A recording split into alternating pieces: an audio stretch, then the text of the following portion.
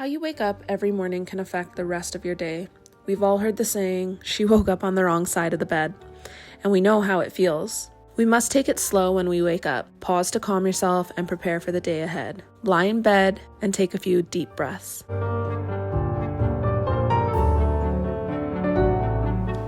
I hope you all are going through this book with me. If you haven't picked it up, there is going to be a giveaway at the end of this month where I will be giving away this book to one lucky winner. You will just have to follow the details there. But let's talk about morning routines, because I would say it's only been in the last 2 months where I feel like I have a morning routine where I'm being consistent at it. So what I personally do at this moment in time is I wake up, and I've been waking up quite early, which is such an accomplishment for me. I've never been able to do it consistently.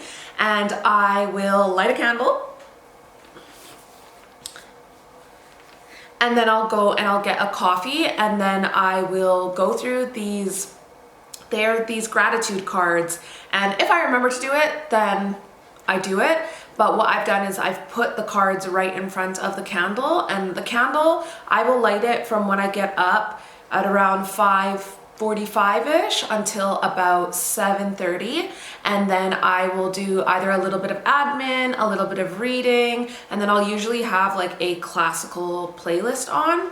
The reason for that is that I can't stay focused if I'm listening to a podcast or audiobook at this time, and be it it's the moment that I have the most energy, I have the most focus, I don't want to have any distractions. So I'm finding that I can stay the most focused with either no music at all or classical music. Then at 8 o'clock, I have a push notification that is on my phone, and it reminds me to do my Italian lesson for the day. So I have been taking Italian lessons on Babbel for about 4 months now, or maybe more than that, since the end of August, and I'm actually able to pick up quite a bit of the language now, and it's feeling really good. I'm gonna reward myself with a trip to Italy when things kind of stop being so crazy out in the world. Then after I have completed my lesson for the day, this is when I'll typically get up, get something to eat, and then usually while I'm eating, I will scroll on my phone. Now, in this book, Jennifer says to not do that, but for me personally, because I work as a social media influencer, I have clients that I am doing their social media. This is my time to kind of catch up. I kind of look at it as my news, my daily news. And because I've done so much work not on my phone up until this point, like I'm getting up usually at around 5:30, 5:45, and I'm not looking at my phone until 8:39. I think that's pretty good. So that's when I'll typically scroll my phone.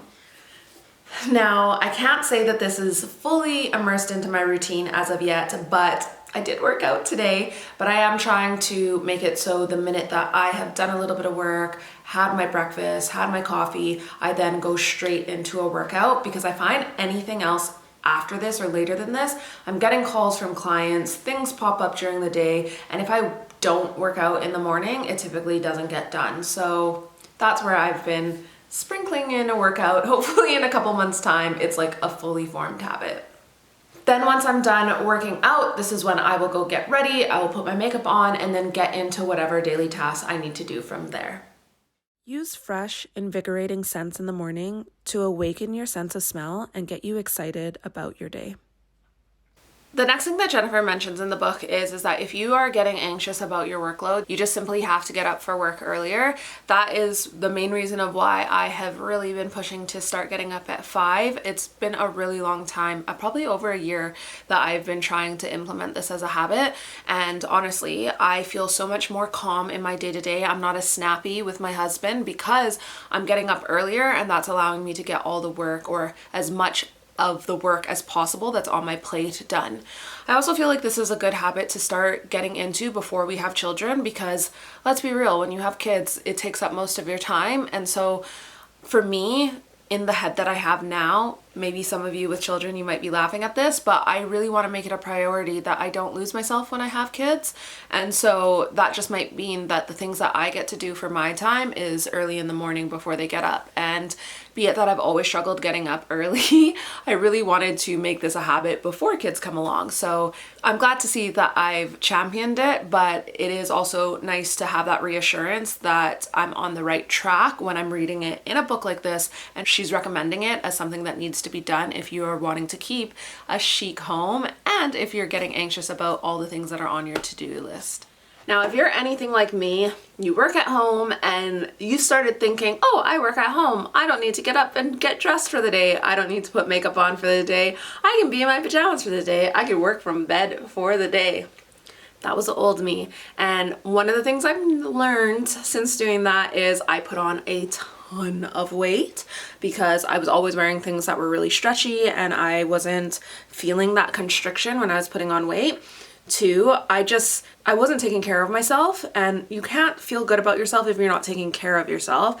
And then also, there was no barrier, no boundary, no line between work and entertainment and leisure and personal time. So yeah, I really had to make a plan to stop doing that. And I think because I have bad skin, it's very acne prone, it scars very easy. I then wasn't getting ready because I wouldn't feel ready if I didn't have makeup on. And so if I didn't have makeup on, what was the point in getting dressed in nice clothing?